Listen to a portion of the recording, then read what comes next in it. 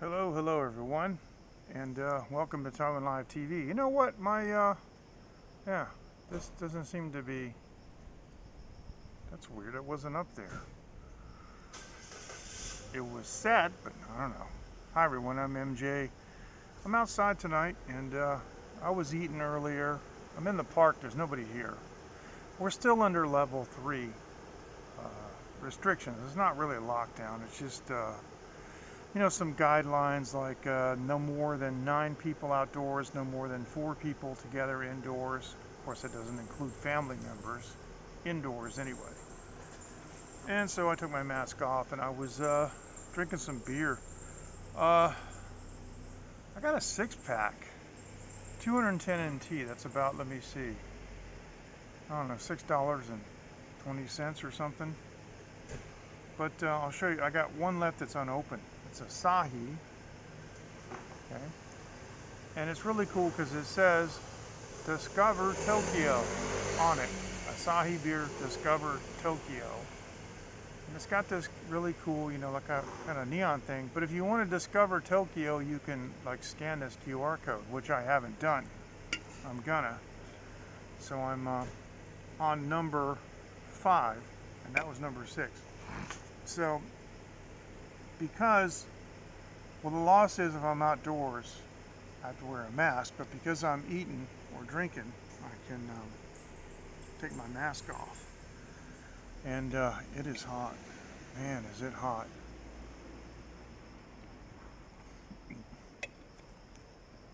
Went and visited my friend Tony the other day.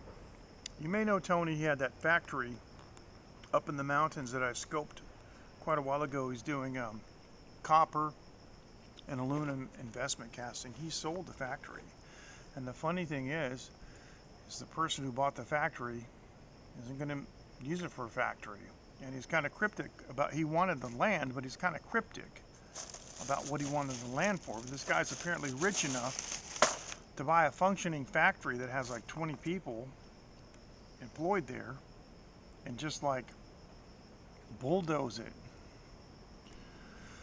He said he was going to plant trees or something. I don't know. Anyway, I went up to that area because Tony's father, who's since passed on, has some land up there, and it's his family's land. And I asked him if he had a place that I could go camping.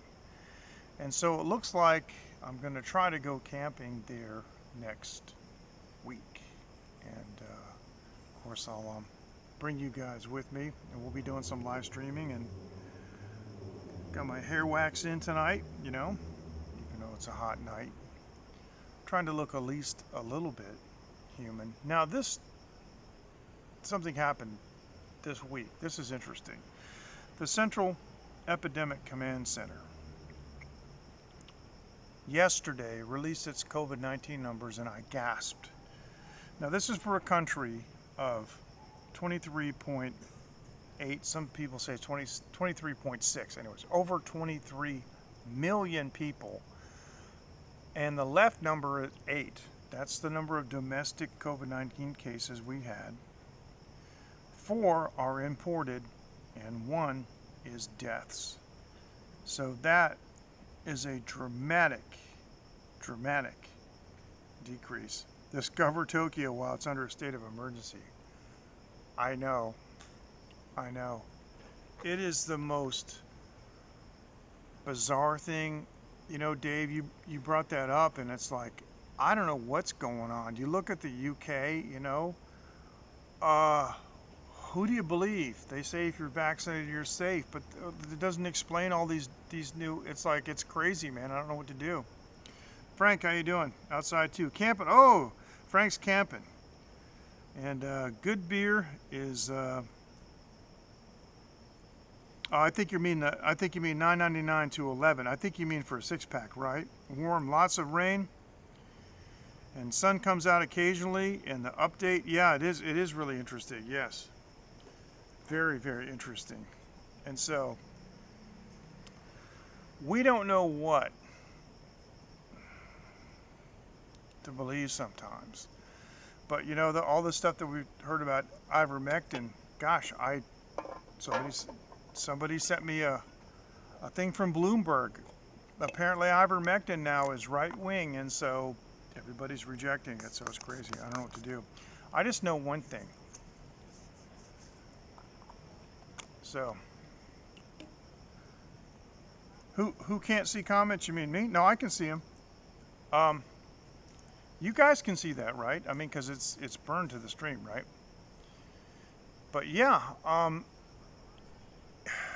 anyway, I don't want to get into it. See, the thing is, I got a really good doctor. You guys know that basically I'm functionally like almost completely disabled without my medicine. You know, I get, you know, these pills right here, right? Okay, these guys right here for my cardiac arrhythmia. If I don't take those, it feels like I'm going to die, you know, anywhere between once every 5 minutes to once every 30 seconds. So if I don't take that medicine, I'm good for like, you know, nothing. And so my doctor is really good, and he's never steered me wrong, and he's taken such good care of me over the last 15 years that I trust whatever he says. Yeah, there probably is. Sorry about that. I'm just using the, you know, the PRISM system. Unfortunately, there's a problem with the YouTube API. Now, normally I use the super low latency setting, but you can't use the super low latency setting because it won't start the broadcast on YouTube with PRISM unless you use the low latency. So I apologize, and I don't have my second device. Although I don't know if that would give me the you know, the comments any faster. But let me just say, you know, feel free, just, you know, keep them coming. This reminds me of a science fiction story that I read when I was a kid. Now, when I was a kid, I was left alone a lot. My father worked a lot. You know, my parents were divorced, and I lived with my dad. And so I had a huge collection of science fiction. And I have to admit, a lot of those stories kind of shaped who I am today. But I remember I read a story about a space expedition, and they landed on a planet, you know, so incredibly far away that they couldn't deal with the delay. Like, you know, ground control would ask them a question, and 90 days later they'd get the answer. And then they would have to formulate their answer, and that would take, you know, a couple weeks. And then they would, you know, send their reply, and it just was a huge mess. You know, I mean, it took like a year and a half to get the answer to one question. And so somebody came up with the brilliant idea that what you do is you just transmit continuously and don't stop, both sides. And you're just reading the mail and copying. And what happens is the stuff that you're saying because you're trying to find, you know, things to comment on and talk about. What eventually happens, at least in the story, was that pretty much every question was answered. Guys, I think I owe you all fist bumps. Ken, Rod, Frank, Dave, thanks for coming in. I appreciate it. And that concept really kind of fascinated me, you know, thinking about it. And so, you know, the guys of the faraway planet, they just started reporting, hey, today we went here and we saw this and all that, and then the ground control said, well, we noticed this about your telemetry, and, you know, and about the stuff that you sent and the pictures and all that. And it ended up that nobody actually had any questions, because eventually what they were going to ask came in. I thought that was really fascinating. So you guys just go ahead and transmit all you want. All of the, you know, all of the comments that you want to make, just keep them coming. Now, I met George today. You know George from JTS, right? This guy, George. Hi, this is George from Taiwan, JDS. You are watching the Late Night with MJ Klein. George is cool. He's a real gentleman. He bought some really, really nice small little pastry cakes for my daughter. It was so kind of him. George, if you're out there watching, thanks, bro. And I had a really productive conversation with him. So it looks like we want to do some video work at JTS at their studio, introducing, you know, some of their new products. And they have got some amazing new products. They've got a speaker. It's just, you know, a single loudspeaker. It's good for a band. It can be used as a monitor. It has a compound shape, so it can be like a wedge, or you can put it on a post, you know, on a stand. A number of ways you can mount it, and it has multiple inputs, and the inputs are a combination like a XLR and 1/4 inch line inputs. It's got Bluetooth input. You can plug, you know, those wireless microphones in it or whatever you want, and like a karaoke machine, it actually can remove the voice from like a backing track, and it can change the key of a backing track. It's really crazy. And it comes in a backpack, and the backpack's waterproof, you know, it's weatherproof, and so if you're outdoors and it's raining, you can still use it. And there's a zipper, you know, for the flap to come down to the back, so you can get to, you know, to the controls. And in the front there's a zipper, so, you know, the speaker can fire through the acoustically transparent grill cloth. But the coolest thing about it is it's a backpack, and it's like, that's just, I mean, these guys are so smart. And so that's one of the products that I really want to showcase. And so we're negotiating that now. And they've got a really nice studio with an old school analog console made by Otari, which is a Japanese company that makes tape machines, and really, really great tape machines, especially in the old days, the 2-inch tape machines. Now you guys know that, oh, let me read this here. Oh yeah. Well, I remember the fish in Cape Cod, and I remember going out on a lot of fishing trips, you know, and the deep sea fishing trips in George's Bank and so forth, north, you know, of course, north shore of Boston. But the fish here is phenomenal, Frank. We have the sari, which is a fish not common there. Of course, we have a lot of the mackerel family, and of course, I mean, in some of these places, if you've never had this, guys, and Dave can tell you this, if you can find a tuna chin, you know, right here, the jowl, grilled on a grill, it's worth $100. It's worth $150. It's worth $200. I'm telling you, it's a meal in itself. My wife and I, there's a place in Jubei that only sells tuna. That's all they sell. Mike, fist bump to you. Welcome.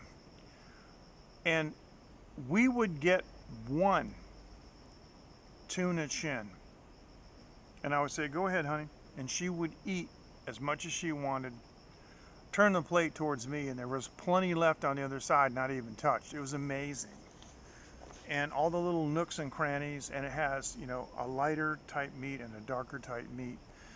But Taiwan being, you know, subtropical in the north, and when you go down to South Taiwan, it's actually tropical. The fish here are phenomenal. And I have been, let me say this, I have been snorkeling in Grand Cayman Island. And I've been snorkeling on Green Island off of Taiwan. And they're about the same. I mean, Green Island rivals with the coral and the fish, and it's just, and you know, the lack of danger. It is just, it's incredible. But I've had fish here that I never had in North America. Now I will tell you one thing, because at one time I was a very prolific. It is. I was a prolific photographer. I've got out of photography, and we can talk about that sometime. But oh, my lips. I gotta tell you, the temperature here is about 29 or 30, and the humidity is, I don't know, my lips are dry. The humidity is about 72%, 75%. Anyway, I don't do photography much anymore, but back when I did, some of my photographs got used in Wikipedia. And if you look at the ocean sunfish, that's the big fish that kind of sometimes swims on its side, and it's gigantic. It's like a big disc, and it's got, you know, a huge fin in the back, because it's all body and the little fin in the back, you know. It's a funny looking fish, but it's pretty cute. But you can buy and eat ocean sunfish here in Taiwan, and I was in Hualien, which is on the east coast, and I got a plate of ocean sunfish, and it was off the charts good. It was incredible. And I took a picture of it, put it on my blog, and then somebody used it for, they put it on Wikipedia. So if you go to the ocean sunfish, you know, page on Wikipedia, you'll see a picture of the dish that I ate. Because I was one of the guys that, I like to think I started the food photo craze, because I was doing it 15 years ago on my blog. I'd go someplace, I'd photograph. I used to have things, sections, you know, called like This Week in Food, and sometimes we'd be in Thailand or Laos, or we'd be in some other country, or we'd be in Hong Kong, or we'd be in China or Malaysia, or whatever. And so, but mostly Taiwan. And so This Week in Food became a very popular feature. But eventually it got easier to just talk to people and live stream, so I've kind of left off on the blog. Now, speaking of which, let me point this out. We have a new site. Now it's an HTTPS, okay? It's just a regular, you know, secure site. But if you type livestreaming.technology in your web browser, you'll go to the new forum that I set up. It's all about live streaming technology. There's not a lot of traffic there yet, but every time I do a broadcast, it blows it into the Taiwan Live TV forum. And if you go, there's a link for YouTube channels, and Dave's YouTube channel is there too. So every time Dave does any kind of a video on his channel, it's in that page. So we do a lot of embedding, and it's just another way to be seen. But the reason I mention that to you is because it's a way for you to interact with live streamers. Like if you want to have a dialogue with me. See, like at the end of this live stream, on livestreaming.technology, there's going to be a post with the name of the stream on it. And you can go there if you want to, and you can add stuff. You can add pictures if you want. If you want to take a screen cap of me going and send it to me or something like that, you can do it. You know, and so it's a way to interact with people. And it's a good way to ask questions, because people want to, you know, they're interested in live streaming, and they don't maybe know how to do it, especially like studio stuff with software and RTMP technology, and, you know, what microphones do I use, you know, what about green screens, all that stuff. And those are, you know, questions that you can ask in the forum. But they also call me the forum king for another reason, because it's easy for me to start forums. Now, there's another one that I started, and I mentioned it a couple of days ago, and some of you folks said that you were gonna join. What's going on now with the pandemic and the suppression of individual freedoms, in my opinion, is unconscionable. Now, I don't really care about partisan politics, and I don't take sides, but I will not be censored by you or anyone else, and I won't censor you unless you're profane. But you're entitled to your opinion, and so am I. But apparently, if you have an opinion that is against the mainstream narrative, whatever that is, you can now get deleted. I talk with people on my live streams. I talk with people in person. People email me from all over the world and tell me their problems and things. And I like that. I don't mind that. I try to help them. But there is a common thread, and the common thread is that people just want to be heard. They just want somebody to listen. They want to get things off their chest. So, the pandemic.community is a forum that I started. There are rules. You're not allowed to, hound people and badger them. You're not allowed to try to force your opinion on anybody else. But, given that, if you've got a story about your battle, not just with COVID-19, but any pandemic disease, and there's going to be more. I mean, COVID-19 is not the first one. I was here in 2003 for the SARS epidemic. Since then, we had MERS. We've had several bird flu outbreaks. So it's going slow. It's going slow. We only have actually probably 4. I'm putting alcohol on my face because it's a coolant. We probably have 4 members. But that's okay because it's brand new. And also, and I don't blame people, but they might not trust it. You know what I mean? But it's run by me, and it's independent. And my host is Day Thorn, and I've cleared it with them. And they're not going to take it down. There would have to be some kind of like law enforcement order for them to take it down. And there's not going to be, because on the forum you're not allowed to give people advice, like to recommend some medical treatment, because that's a personal choice. But you can say, I would. If, for example, a person can say, oh well, I'm going to do this, or I would, this is what I would do. But you can't tell somebody else you should do this. That is a rule that I have on the forum. And of course it has to be. See, there's an old saying that we used to use in the record business. Excuse me. I don't take business advice from my lawyer. And I don't take legal advice from my manager. And so lately, like Bloomberg has been coming out with all of these articles that are saying ivermectin doesn't work. So I don't take medical advice from politicians or news organizations. I take medical advice from my doctor. So that's what I'm saying. You can tell people what you would do, but you can't say, you should take this, or you should do this, or you shouldn't take this, or you shouldn't do that. Those are basically the only rules, that you can't try to, force people to see things your way. But other than that, and the funny thing is, it's not long after I started it, an anonymous user signed up. Okay, thank you. I appreciate that. Thank you. I will show those. I can't get them right now, but I love that. I haven't been to the Cape in a long time.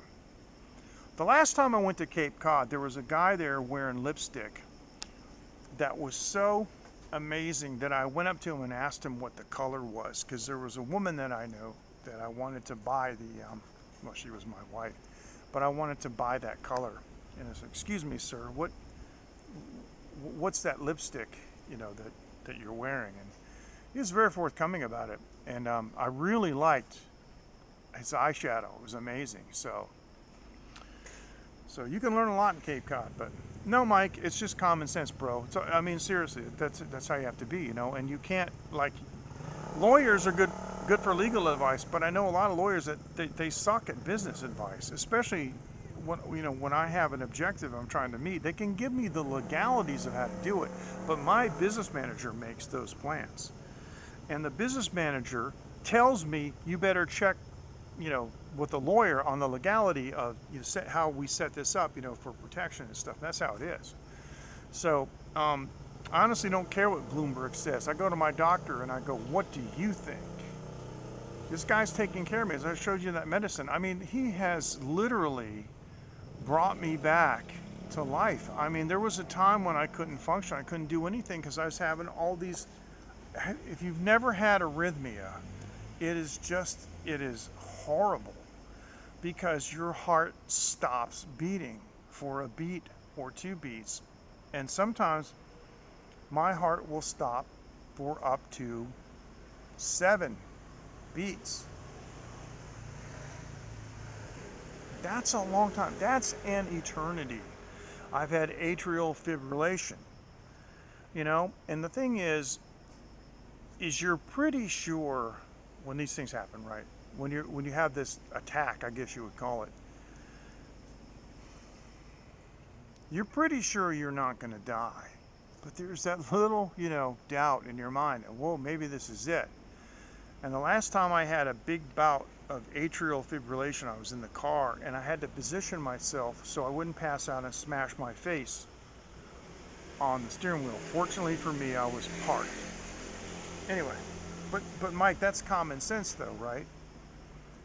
But getting back to what I was saying, not long after I formed the pandemic community, a user who calls himself COVID-19 survivor joined the forum and posted his story, and I was like, wow,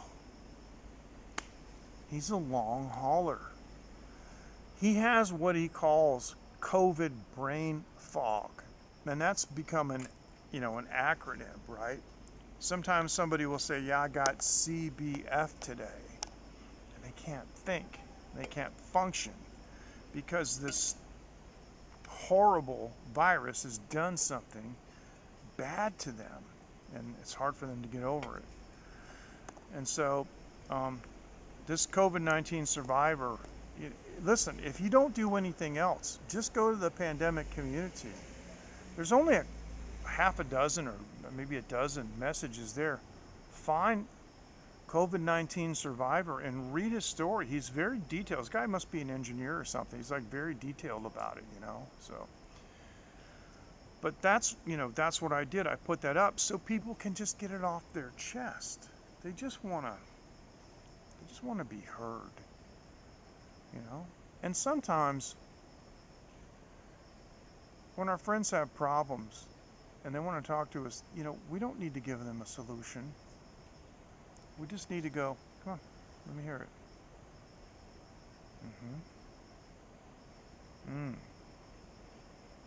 I see.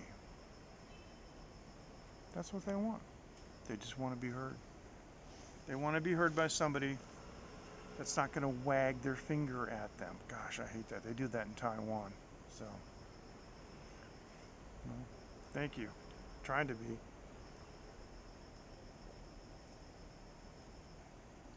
Okay. One more beer. Asahi. For me, beer is like, we say, Moonai. It's like mother's milk. It's 5% alcohol. I drink this 6-pack and I can't even tell I drank anything. Discover Tokyo. Now I'm going to hold this up because it's possible. Let me see if I can get this a little clearer. I don't know. Okay, like that. There you go. No glare. It's possible that if somebody were to blow this up on, full screen, they may be able to scan that QR code. See, if I go too close, it gets a little out of focus, but if I go back, it's in focus. They may be able to scan that QR code and check that out, Discover Tokyo. Of course, the funny thing is, my experience with Japan, I had very little experience with Tokyo. I've been to Narita a couple of times, but I never spent any time there. I only went to Osaka and Kyoto, and I loved it. And some of those places that Dave's been to. And the funny thing is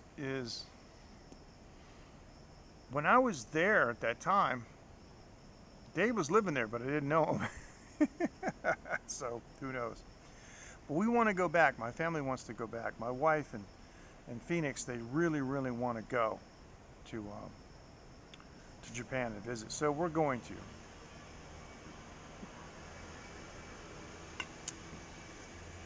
Now, the title of this stream is about a new show idea.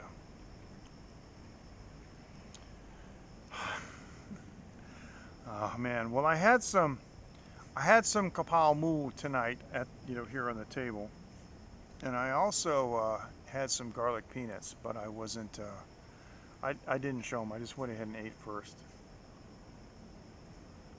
But yeah, it's coming soon because we've had such low cases in the last week. The Central Epidemic Command Center, they've actually said that they're going to relax the restrictions. So, see you next time, Ken. Thanks, bro. And keep up the good work. Listen, you guys follow Kenrod, okay? Kenrod's Coffee Break. He's serious about coffee. He's got some cool coffee reviews. And Ken's not a professional broadcaster. He's just a regular guy, and you're going to have a lot of fun. And he's very, very approachable, very kind.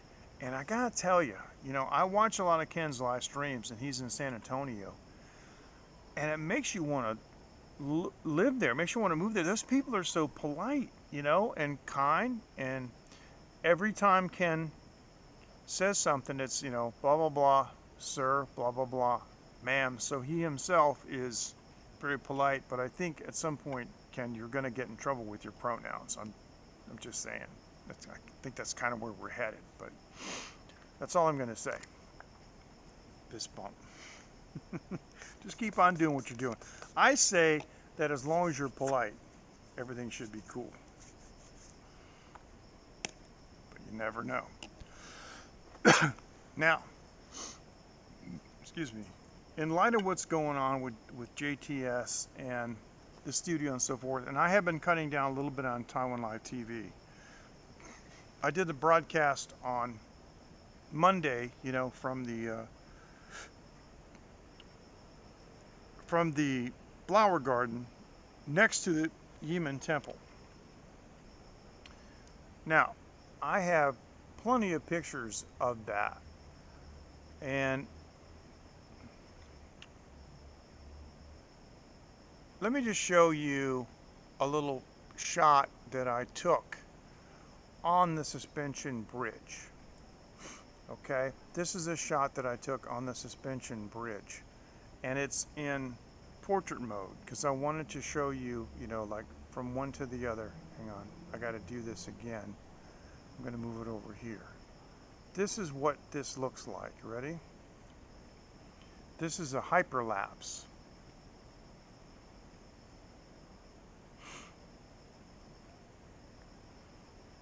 And I walked right up to the temple. The temple is closed. You can't go in it. But I walked right up to the temple door. And boom, there it is. Now, as far as the gardens themselves, there are some quite beautiful sections. So let me just show you a couple of these right now. So this is a panorama that I took of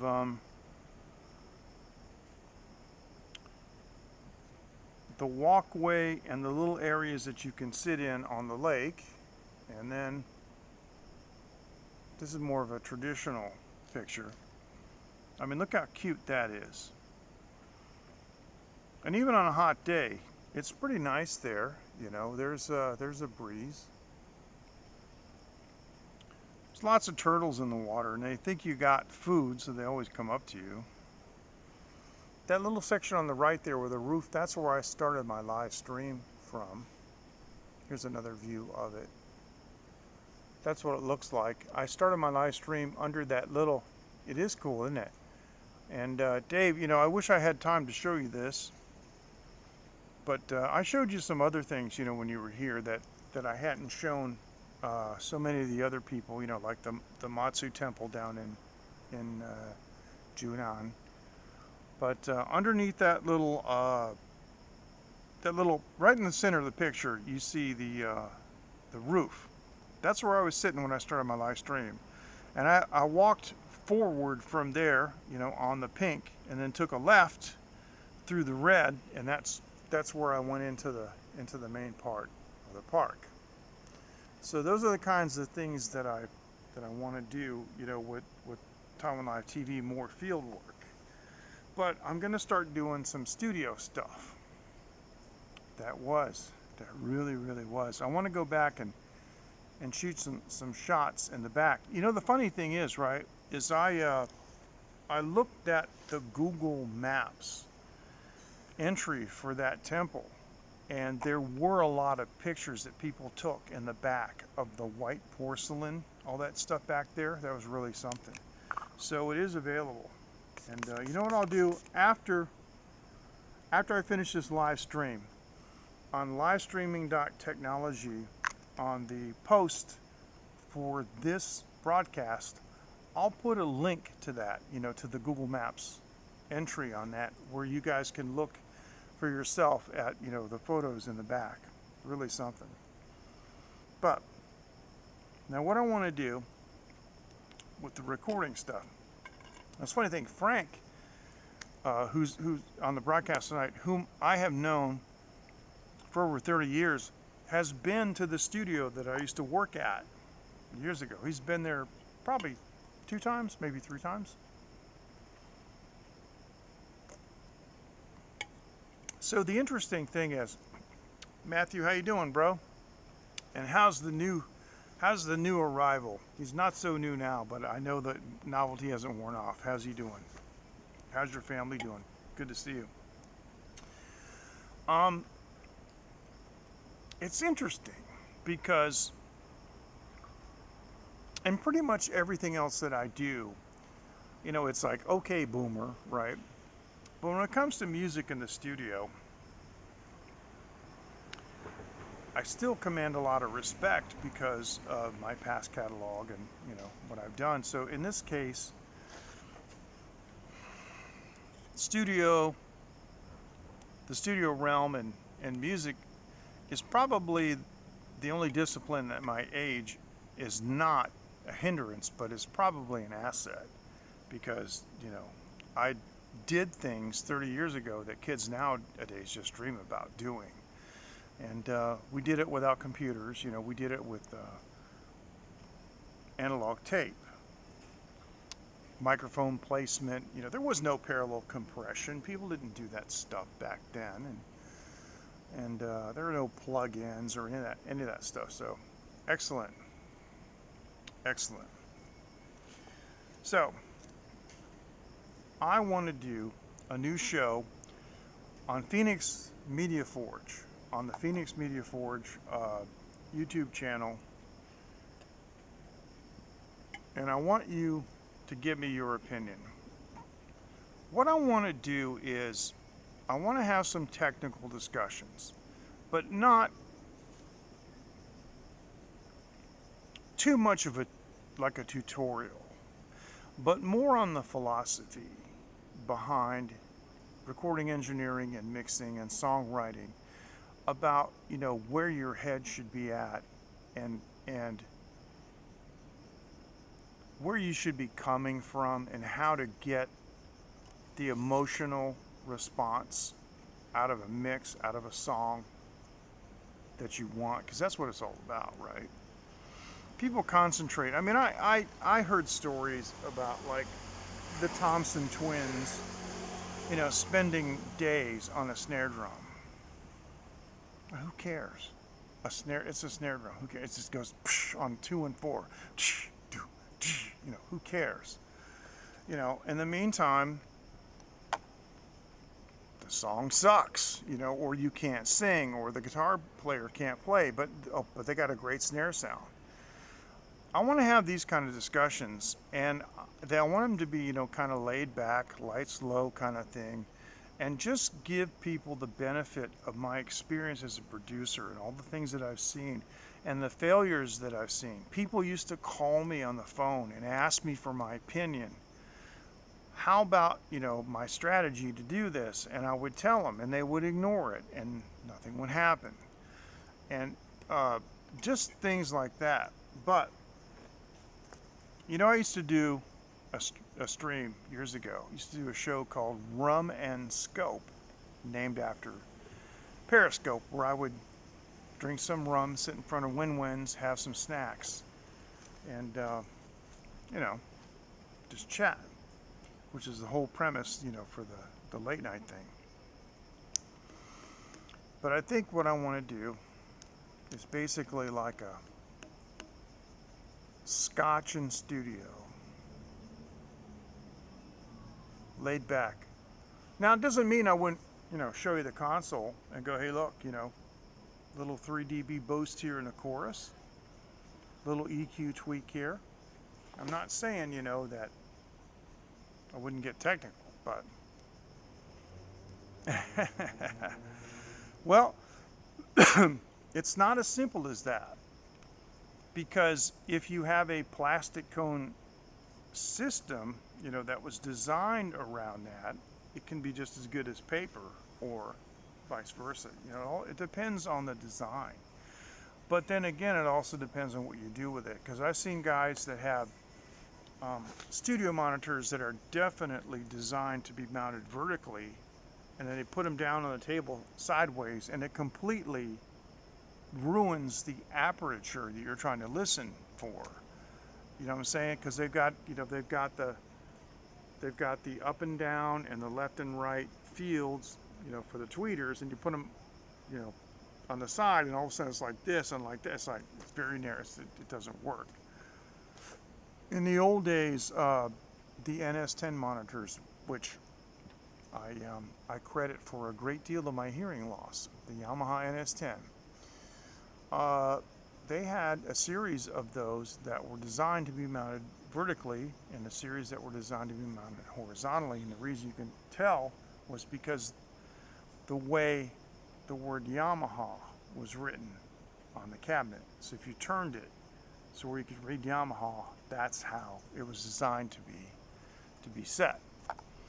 And it does make a difference with left and right, because what you usually want the tweeters outside as far as you can, as opposed to mounting them so they're on the inside, because then you get a wider field, and it's about the mid-range. Mixing and music, it's all about mid-range. Yeah, bottom end, you get a certain feel, but all the clarity, all the detail, all the information that you need about the vocals and the guitars, the keyboards, and everything's in the mid-range. And so if you got the monitors mounted the wrong way, you can forget it. What I want to talk about too on my new show is the whole point of mixing, and how people obsess about things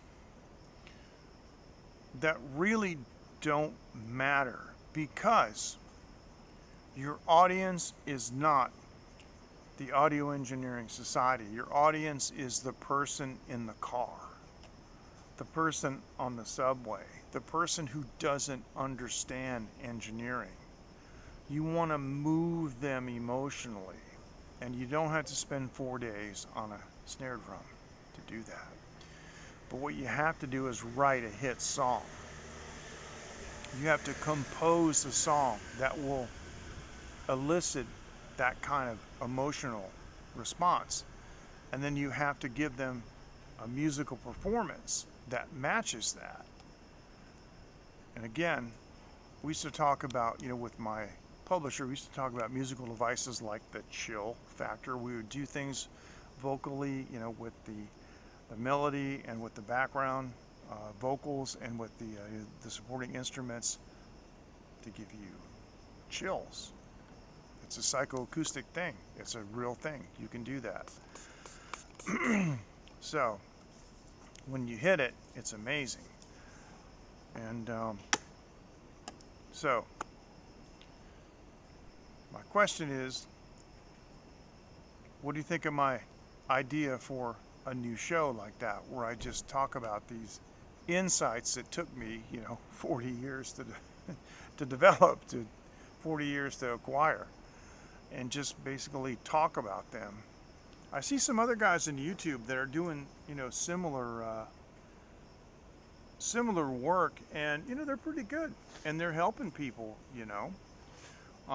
Most of them are a lot younger than me, which isn't necessarily bad. Doesn't mean that you don't know what you're doing, but I have a certain perspective and, you know, level of expertise that is not exactly common these days, because, you know, I have gone into the 21st century, but I'm still using a console with a digital audio workstation, which is a bit unusual. I'm one of the few guys on YouTube that's not actually mixing in the DAW, you know, with an on-screen mix panel with a bunch of faders on it. So, well, I don't know if they're amazing, but they are what they are. But thanks, Mike. Well, EDM, you know, electronic music, it really relies on bottom end. But, you know, the focus of that music is different than the popular music that we were making in the 80s. Because we used to say, and I remember my publisher, he's passed away. I miss him so much. Just the other day, actually yesterday, I was in the studio recording something, and I said to myself, I can hear in my head what he would say about this. He's kind of with me, even if he's not with me. I don't mean anything spooky. I just mean that his influence, you know, over the years. I can imagine what he would say about this. And when I do things, I think about that, you know. He was my mentor. But we used to say, can you hum the melody? And if you can't, then why are you going to record something that you can't hum? You might not be able to sing like Brad Delp, but anybody can go, it's more than a feeling. And you know, I mean, that's such a simple melody.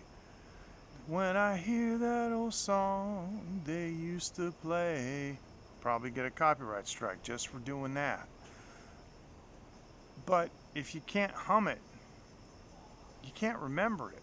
It can't be too complicated. I'm not saying that people are stupid. I'm just saying that you have to give them something that they like, that they can remember, and gets that, you know, emotional content, that emotional response. And for me, it's got to be positive. I remember talking with Dave D, ddmusic.com, about, you know, a lot of bands were working on a very positive message and not, you know, this negative stuff that was happening at the time. They wanted a positive message to give people hope. And I gotta tell you, you know, with 2020, do you remember the graphic that was like the start button for a video? You know, you look at it and there's a start button, and it said, you know, the best moments of 2020, but it was an image. So you pressed on it, and there was no video, because there were no best moments of 2020. And 2021 is starting to shape up like that. So take care. Thanks, Frank. Yeah, I appreciate it. Yeah, it's Sunday morning there, so yeah. Appreciate it. You take care, man. And so, you know, it's like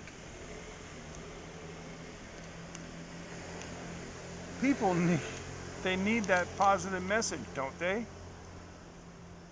For crying out loud. People are at the end of their wits. It's the 7th month of 2021. We're on the bottom side of the year. We're coming up into 2 years of this stuff. People are tired of it, you know. So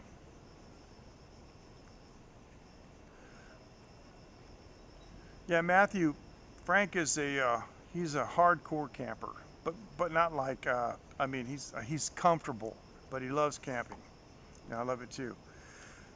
And like I said earlier, I'm intending at this point, something may change. I'm intending to go camping next weekend up at Tony's family's place, and I'm going to bring my Dutch oven. And so, Dave, if you're still listening, and I know you're talking about, you know, food, there I will be able to cook and show the food. I'm going to go by myself. I'm going to bring my Dutch ovens, and I'll have my gimbal, and I'll be showing the whole thing.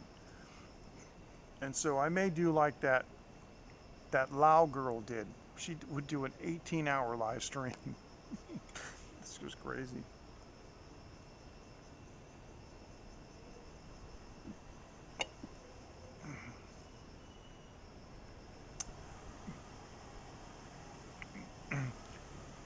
I already got my menu planned out.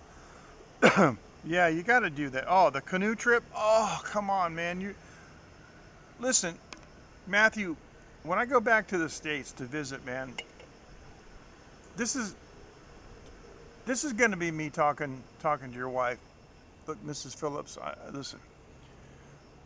I know you've got an infant son. You've got some children, but I got to go hang out with your husband for a couple of days. He's got a canoe. Now you understand, okay? Where I'm from in Taiwan, I don't have a canoe. We have waterfalls and extremely dangerous, you know, mountain rivers. So I can't just like go. Your husband, he's got to take me on a canoe trip. And I'm a married man, so you don't have to worry about it. We're going to go up, you know, and we're going to find the bank of a river. We're going to cook some fish, and we're going to drink some, but we're not going to get drunk. And we'll be back the next day, and you don't have to worry about it, okay? Thank you. That's how it's going to happen. That's what's going to go down.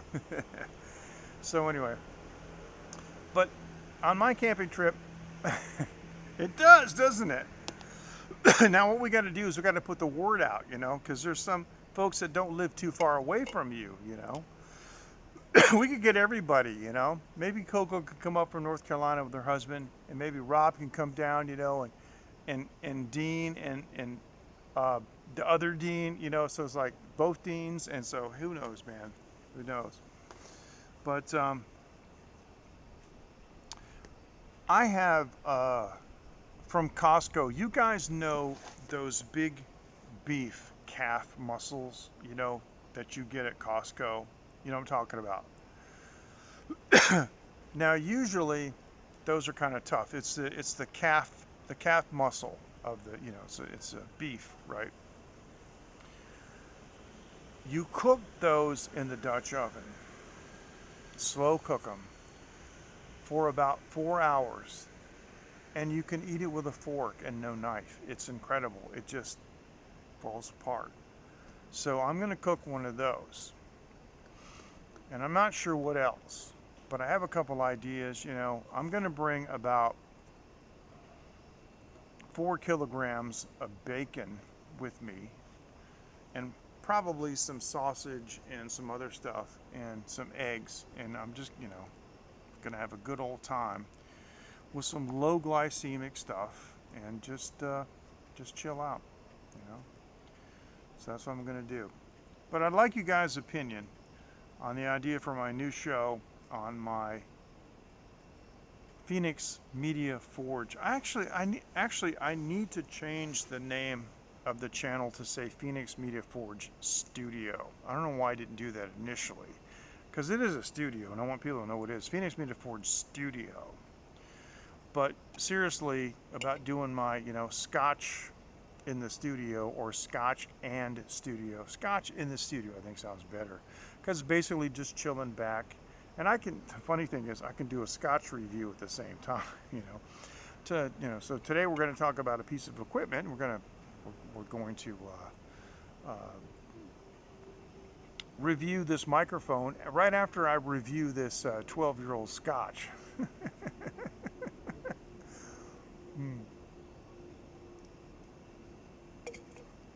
Boy, that sounds like it could be a hit. All right, so I think I covered everything that I wanted to cover. What do you guys want to talk about? I think I showed you this on the last. Yeah, I did. I showed you after I came off my fast. I had this again tonight from the same place. This is the Thai food. This is kapow and pork. You know, mu kapow, kapow mu. It doesn't matter how you say it, but yeah, with the spices. I had that tonight here, and I also had the those garlic peanuts, because I used to get the garlic peanuts from the Jar Jar, but there's another store that has a better type of garlic peanut, and this is it. These are really, really good, and they're actually quite cheap, and I ate all of those. Yeah, as soon as they're open, I went there tonight, and I just asked them, any place I can sit, and they go, nope, we're not open. I said, okay, I just want to ask. But yeah, I will. Definitely I will. I may, you know, keeping, you know, with the conversation that we had last time, I may kind of, you know, bring this kind of discussion over to my, you know, back over to my personal channel and just leave Taiwan Live TV for things like what I did on Monday, you know, the field work. I'm considering all these things. But to answer your question, absolutely. Yeah, we're ready. What's going to happen, though, is the CECC, the Central Epidemic Command Center, has said that when they relax the level 3 restrictions, they're going to require social distancing in restaurants, and they're going to require partitions. I have a new design for a partition, and it's really good, so I'm trying to get it made. My idea for a partition is that you have a modular system with a square bag that you can carry wherever you want and just set it up. Excuse me. So that's going to work.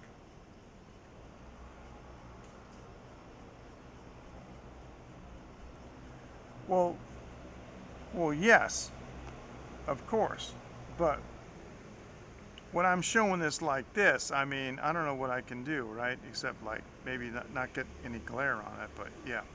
No, of course, yes. I have an extension for Chrome. It works on Chrome and Microsoft Edge, and it makes a QR code out of any URL that you happen to be looking at, which is really convenient. Don't have to type anything, just scan it. So here in Taiwan, for the contact tracing and epidemic control, every store has a QR code, and we have an app on our phone. We scan it, it blows it into an SMS message sent to 1922, which is the Central Epidemic Command Center, and you press send, and it's free. All the telecoms here are working with the government, so those text messages are free.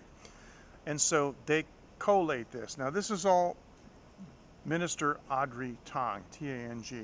If you look her up on Twitter, this is all that Taiwan has a digital minister. It's amazing. Every country should have a digital minister.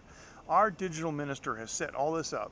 And so at the end of the day, they correlate all this information using, you know, big data, and in the evening I get a message on my watch, because it comes from my phone from the app, that says contact tracing, no contact detected.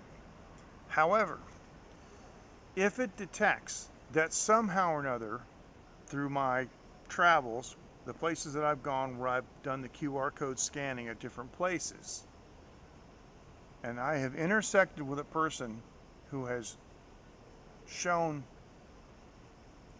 symptoms of COVID-19, it lets me know so I can take action. And that's how Taiwan has done what they've done.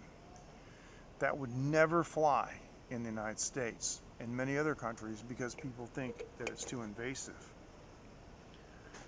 So while people in the United States are saying, oh, it's too invasive to do the QR code and have the government know where I am, the government simply tells Facebook, oh, we don't like that post, remove it.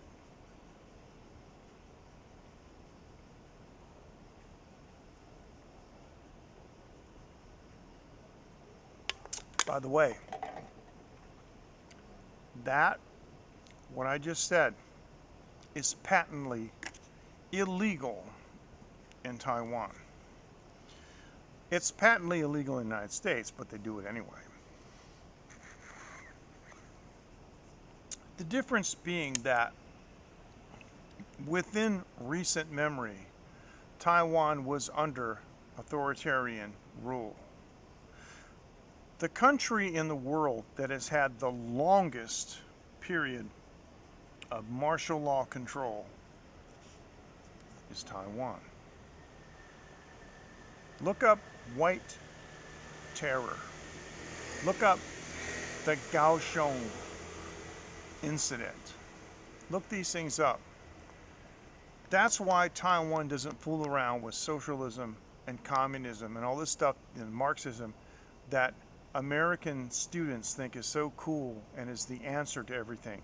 Taiwanese people know these policies fail. And right over here, you know, is a big bully country where their policies are failing. So I'm going to say it. The answer is God's kingdom. But those governments don't want to listen. So, all right, with that, I'm going to sign off. Thanks so much. I really appreciate it. And so in the coming weeks, I'm going to start my new show. And I will, of course, update everybody, you know, on what's going on with JTS and the videos that we're going to be doing with them. Those are going to be a blast. We're always going to put some humor in those. They're going to be funny. So you guys take care. And we'll see you next time on Taiwan Live TV. Thank you so much. I want to thank everybody for joining tonight. And I can't even remember everybody's name. It's so many people. Thank you so much for joining. We'll see you next time. Take care. Bye-bye. Here's the big finger. Bye-bye. Thank you. Thank you, Matthew. I will. Bye-bye. That's fantastic.